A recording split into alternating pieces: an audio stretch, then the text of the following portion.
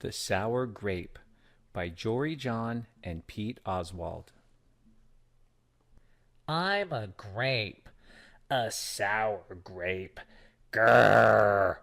If somebody upsets me, I'll remember it.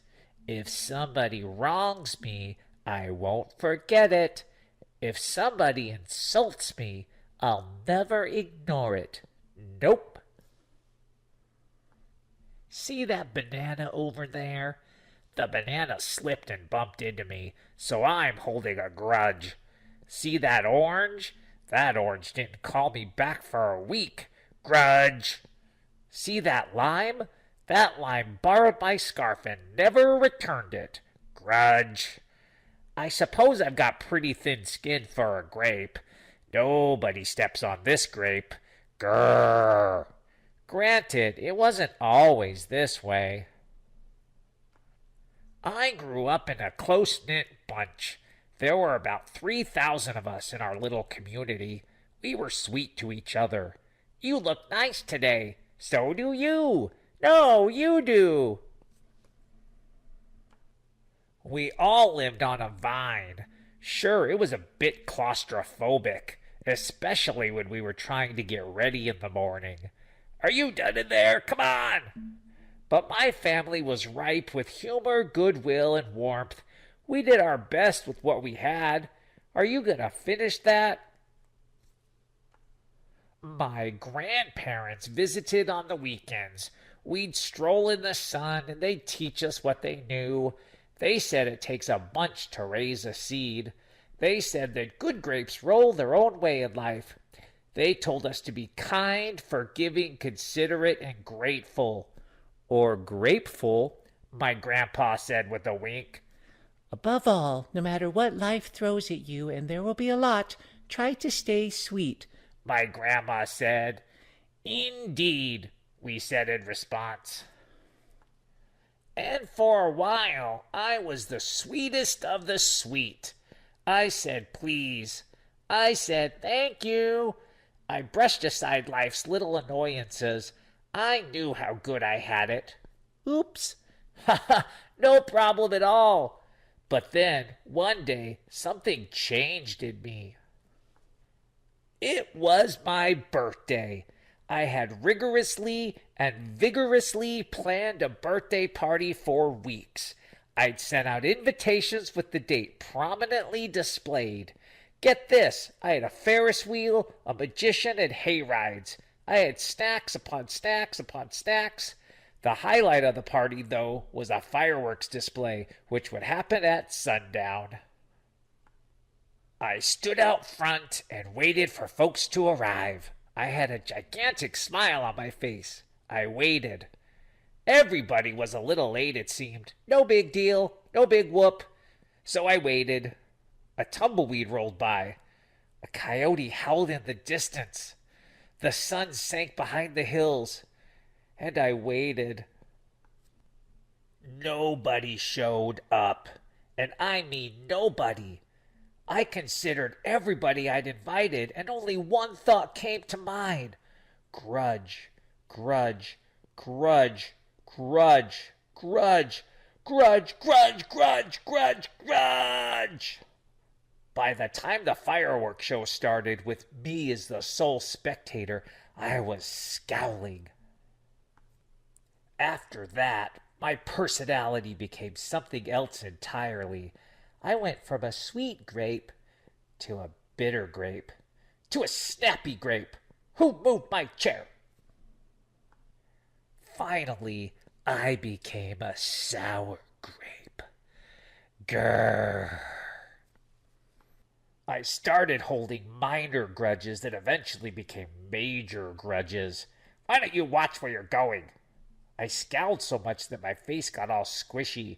You know what? Don't even bother calling me back. I took my grumpiness out on others. Are you ever going to return my scarf? And that's just how it's been. Day after day, week after week, month after month, grudge after grudge. But something happened recently that changed my thinking. I was getting ready to meet up with my friend Lenny, The only fellow I know who's as sour as I am. Lenny and I usually go to the park where we sit on a bench and rant about stuff. But just as I was heading out the door, I bumped my knee. Oof! After I bandaged myself up, I discovered I had a flat tire. Ugh. Then I missed the bus, and the next bus was late. Wah! Finally, I got off at the wrong stop. Sheesh. By the time I arrived at the park, it was getting dark. Lenny was fuming and furious with a frown and a furrowed forehead. His face looked all squishy. We agreed to meet at exactly 4 o'clock. You're 3 hours late. I tried to explain why I was so tardy, but Lenny wouldn't listen. He'd already made up his mind. He formed a huge grudge and he wouldn't budge. I couldn't believe it. How unfair, I thought. How ridiculous, I thought. How similar to the way I would react. Lenny was pretty worked up. He was pacing back and forth, emitting occasional grumbles. His tone was tart. So I gave him a little space. Besides, it was nice out. I noticed the sky changing colors, the melodic chirping of the birds, the evening breeze, the buzz of the park's insects coming alive at night. I suddenly felt grateful and peaceful and calm. Had I been missing all this simple beauty because I was too busy complaining?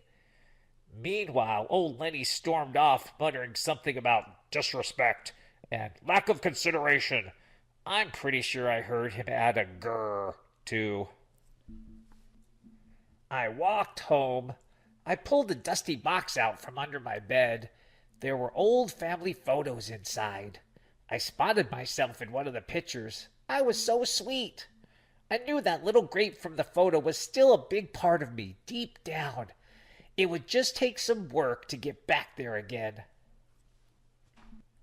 And that was the exact moment I found the invitation I'd sent up for my infamous birthday party. The one where nobody showed up. It said May 31st. But wait a minute here. My birthday was on May 21st. Alas, I told everyone to come on the wrong day. Whoop. It was all my fault. I realized nobody's perfect, not even me. After that day, I started noticing other things too. Like how remaining sour all the time is so draining. I'd waste so much energy holding grudges when I could have easily cleared the air if I'd felt hurt. And yes, I still get upset from time to time, but that's okay, because now I talk and I listen and I work things out instead of just walking away. My sourness is fading.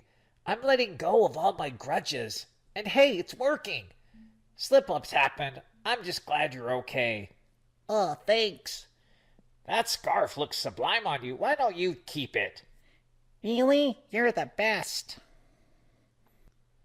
Orange, you glad we got to catch up? I'm so grateful that we did. Sure, sometimes I still let out a little grr when I'm frustrated. Like this. Grr. But then I move on. My face is less squishy, too. Oh, and don't worry. Things are okay with Lenny again. Gosh, sorry I'm late. You must be furious. No big deal, my friend. You know what? If you look at things in the right sort of way, and if you remember to be kind, considerate, forgiving, and grateful, life really can be pretty sweet. Yes, indeed.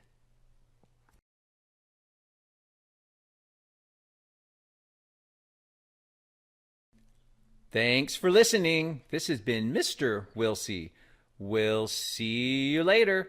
Be sure to like, share, and subscribe.